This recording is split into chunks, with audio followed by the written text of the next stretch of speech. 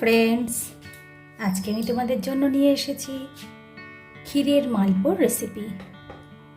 চলে এসেছে জন্মাষ্টমীর সময়। এই সময় প্রতিটা বাড়িতে জন্মাষ্টমীর দিন অবশ্যই মালপো এবং তালের বড়া এটা তৈরি হবে। আমি সেই ক্ষীরের মালপোর রেসিপি আজকে তোমাদের জন্য নিয়ে এসেছি।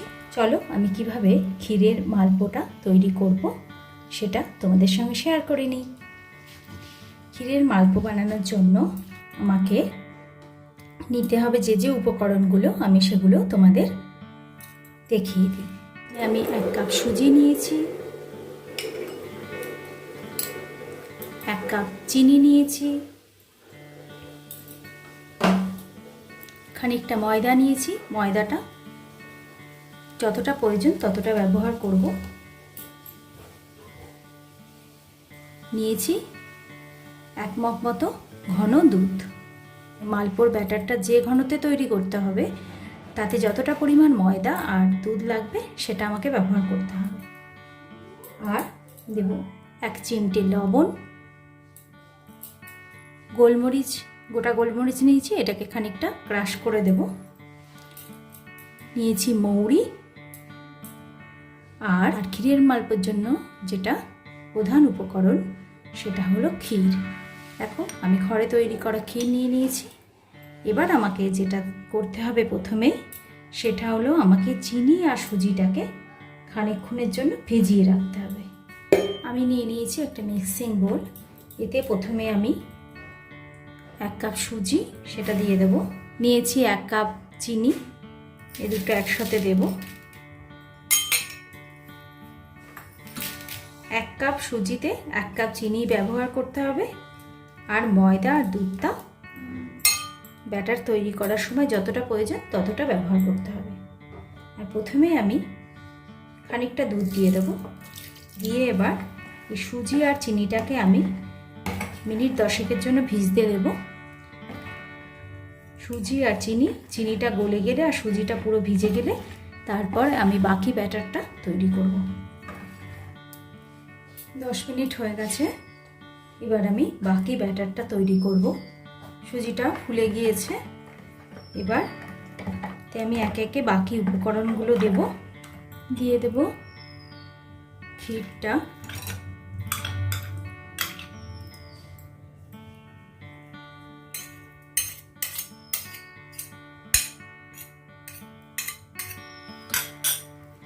ক্ষীরটাকে আগে ভালো করে মিশিয়ে নিতে হবে। বাড়িতে তৈরি করা ক্ষীরও দিতে পারো, খোয়া ক্ষীরও দিতে পারো, যেটা দোকানে কিনতে পাওয়া যায়। এই মালপোটা শুকনো মালপো হবে, ভাজা মালপো হবে। ভেতরে ক্ষীরের স্বাদ অসাধারণ লাগবে খেতে। এবার এতে ময়দা মেশাবো। প্রথমে এতে 1 কাপ ময়দা দিলাম।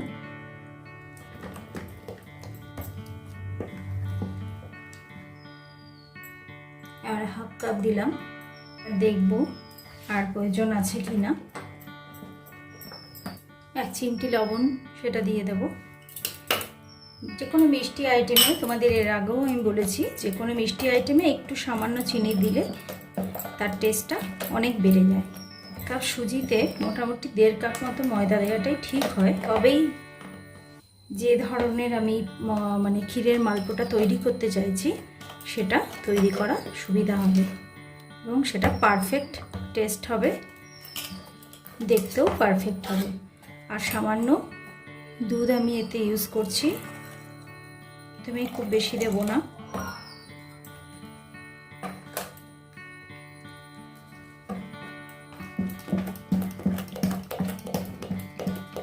জন্মাষ্টমী অনেক বাড়িতেই হয়, তবে সমস্ত বাড়িতে তো ঠাকুরকে জন্মাষ্টমীতে ভোগ দেওয়া হয় যে এমন নয়।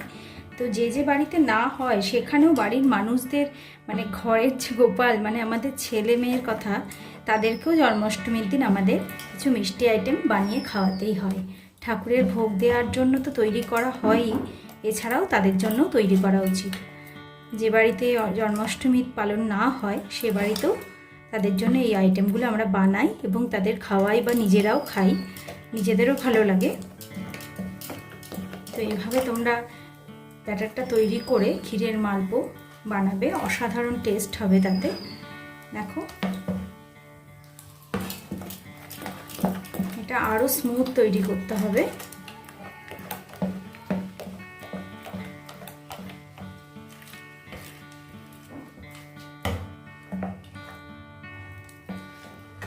দেখো এটা যখন স্মুথলি পড়বে, যদি দেখো এটা স্মুথলি লম্বা হয়ে পড়ছে তাহলে বোঝা যাবে যে এটা তৈরি হয়ে গেছে। কিন্তু দেখো এখনও কিছু দলা দলা আছে, স্মুথ এখনও তৈরি হয়নি।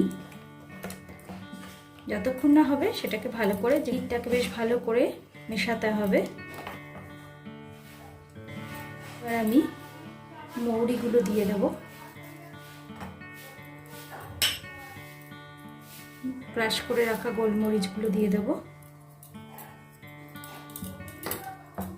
দিয়ে আরও 5 মিনিট মতো এটাকে আমি ভেজাতে দেবো, ময়দাটা যাতে এর সাথে ভালো করে ভিজে যায়, ক্ষীরটাও নরম হয়ে যায়।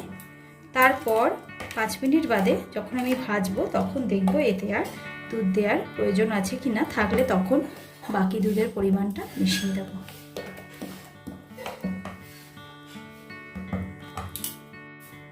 মিনিট 5 বাদে আমি ফিরে এলাম।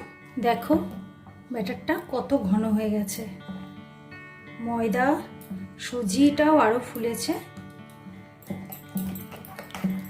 এবার এতে আমায় সামান্য একটু দুধ মেশাতে হবে, অল্প একটু দেব।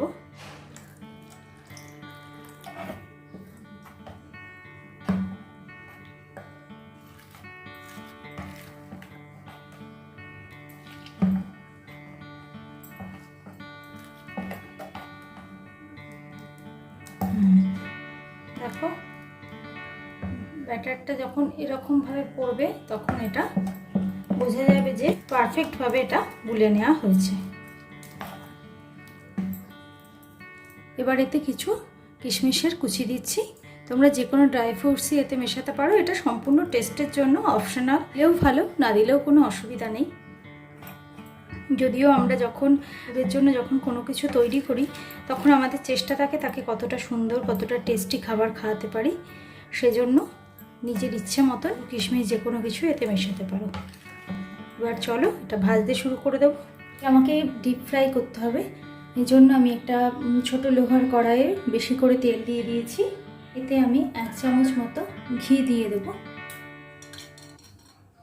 তাহলে তেলের গন্ধটার সাথে বেশ ঘিয়ের গন্ধ মিশে যাবে আর ভাজাগুলো খেতে খুব ভালো লাগবে। তেলটা আমাকে খুব ভালো করে গরম করে নিতে হবে। তেল খুব ভালো করে গরম হয়ে গেছে। এবার 1 হাতা নিয়ে আমি তেলের মধ্যে দিয়ে দেবো।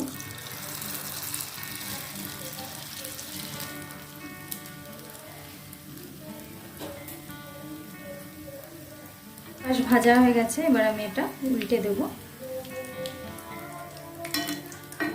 উল্টে একটু ঝাঁঝরিটা দিয়ে একটু চেপে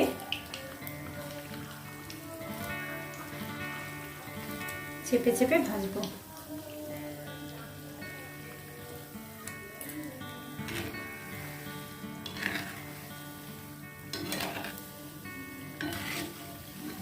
দেখো কি সুন্দর গোল গোল হয়ে ফুলেছে।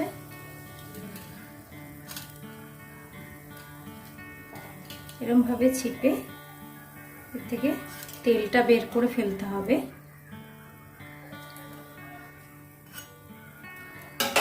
ক্ষীরের মালপোয়া আমার ভাজা হয়ে গেল, এবার বাকিগুলো ভেজে আমি তোমাদের দেখাচ্ছি।